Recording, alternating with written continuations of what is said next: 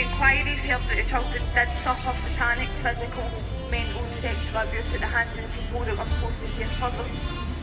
I'm not sure if people are aware that before the inquiry started in 2015, there was actually people that tried to stop the inquiry from going ahead. To the sons and daughters in care, you will see them again, people, because change is coming. Anti-Corruption Scotland is going to help make that happen. And the way I can make that happen is if I get the numbers to stand by a man, support a man, and we'll deal with this. There was actually people that tried to stop the inquiry from going ahead. These people were Alex Salmon, John Swinney, Kerry McCaskill and Lord Advocate Frankie Wallen. In 2016, it was also asked if the inquiry could widen to like football teams and other places in test. Nicola Sturgeon blocked and refused that to happen. End of story. That's it. So yeah, I just want to give praise and acknowledgements, as I do, to Mandy, Laura, Di, Max, the women who do fantastic work and are working every day on the coalface and are taking up the land and the rights that should be taken up collectively by all members of society. But I'll get back to that a bit later, and I want to give due praise to my man over there, Robert, for the work he does week in, week out.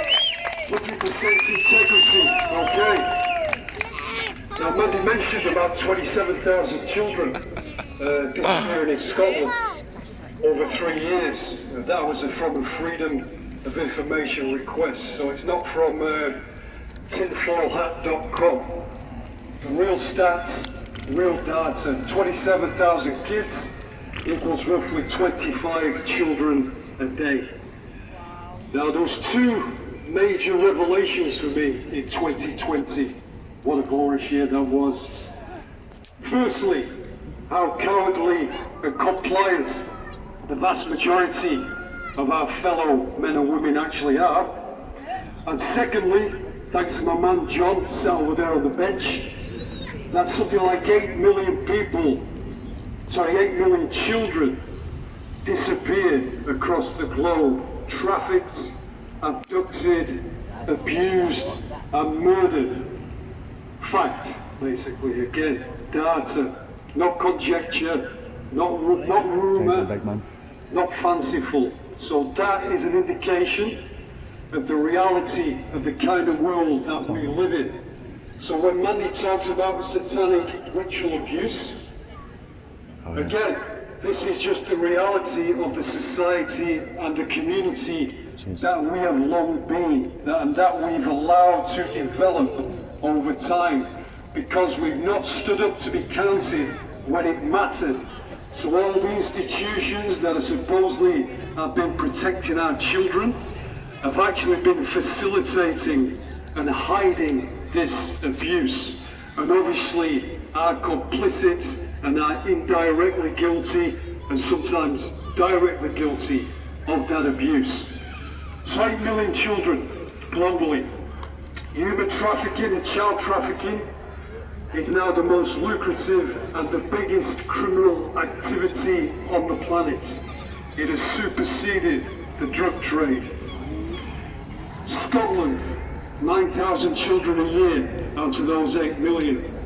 The Scottish rate, I'm a bit of a mathematician nerd, so I worked this out, is something like 3 times higher than the global rate. Now I don't think we're going to see any politicians mention this in the run-up to the election in May, because obviously it's not a source of collective pride, is it? To say that Scotland's disappearance rate of children is 3 times higher than that rate across the planet. So obviously something is seriously and endemically wrong within our society. What we have is corrupted, broken down institutions. Those institutions that should be serving and protecting our children are preying on those children, and have been for a long, long time.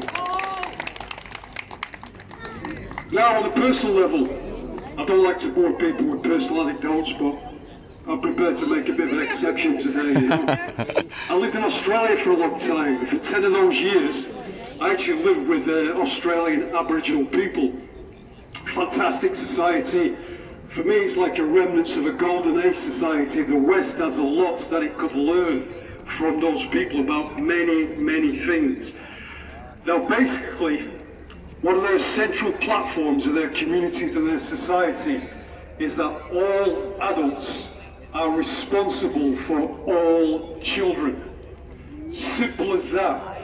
So you don't push away the responsibility and say, well, that's somebody else's responsibility. I'll keep my nose out of that. It affects all of us, because that is the clue of a healthy society, that we care for each other. And the fact that we're not caring for our own children, whether they be biologically our own children or not, is a sign of a society that is not working like it should. It is a broken society, as Teresa just said. So all adults are responsible for all children. So we can't just lay the blame at the foot of these institutions. Yes, they are responsible. Yes, those politicians are corrupt, as are social services and the police institutionally, although I acknowledge that there's good people within those services, but the services themselves are rank and they need to be dismantled, and we need to start again. So I'll just leave that there for today. A little bit of food for thought, but remember, this doesn't really go out to the people here, because you know this anyway, that's why you're here. Now there's what, 150 or so of us here today? I just walked through Queen's Park on the way down, absolutely packed. Absolutely packed. Gorgeous day, fair enough. But where are they? Where are those people? If it's not affecting them directly, they just turn away, keep their heads in the sand, and they hope that that storm will not come to their door. But given everything that's going on, that storm is going to come to your door. Now what are you going to do? What are you going to do? Because you didn't stand up for other people. Are you then going to expect other people to stand up for you? Well, they may very well may not do that. So now's the time to start to make your choices. All children vaccinated, go to that website first, MHRA. Look at those figures. Now, if you still feel comfortable with doing that after looking at those figures, then fair enough. If you're doing that to your children after looking at those figures, well, hopefully there will be a knock on the door somewhere down the line for you. Okay? Might be me, you never know. But anyway, that's it, Glasgow. Stay strong, it's fantastic to see you.